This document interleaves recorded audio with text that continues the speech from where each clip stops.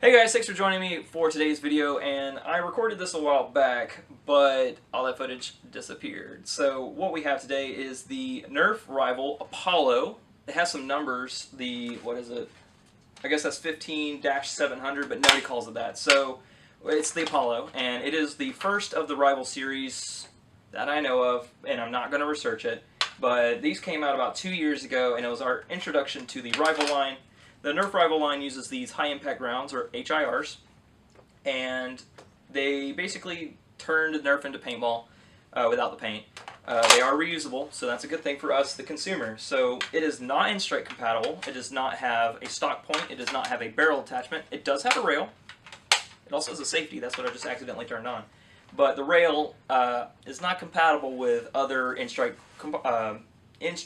attachments, but I have seen people put actual red dot sights on them, so I have not tested with any of mine, but we'll see about that in the future. So it is a spring primary, so the spring or the priming arm is up here, and you might notice that took a little bit of meat behind it. That's actually probably the biggest con about this, is if you were a child, you probably can't use this that easy without like being shredded. So with the rival line, they're introducing safeties to these because they tend to be a little bit meatier than their in-strike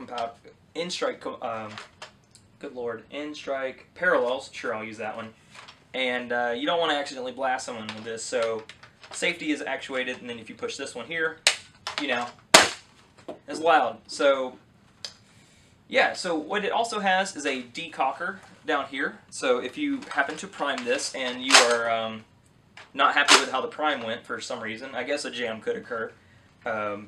You pull down on that, and then you can pull that back again and try it again. Now, at this point, I now just fired two. You'll have to trust me on that one. So you could also double stroke it and turn into a two-shot blaster, but I also can't recommend that because it comes with a 7-round magazine, and 7 is not divisible by 2, not by any means that it can shoot, at least. So yeah, that's the Apollo. I'm not sure if it has an air restrictor because it sure doesn't sound like it, because again, it's pretty loud. I'll do it one more time. Yeah, so I personally like to try to shoulder it because it doesn't really have a stock, but that's what the 3D printing market is for, because since this one came out pretty early in the series, folks were printing stuff like nobody's business. So you'll see attachments for the front end that can make this thing pump action, because again, this top priming arm is a little strange position, because if you wanted to try to produce foam downrange easily, you would have to sit there and shoot. I did not set up my range correctly, it seems. But yeah, so that's the Apollo. So what we'll do is we'll go to the range. I'm going to change magazines real quick. They compatible with the 12 rounds.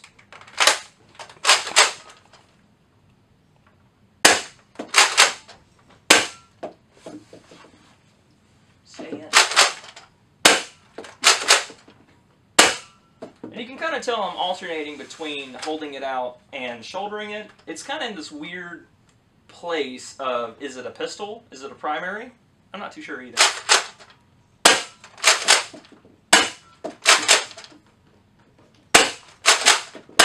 It is not slam fire.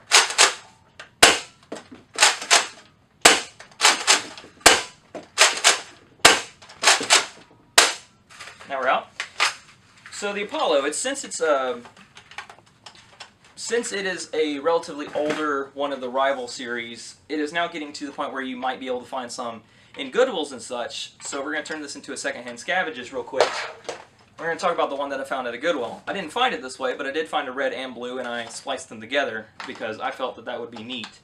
The shell is the same on both ends. I got both of them for, looks like I didn't erase it yet, so $3.93.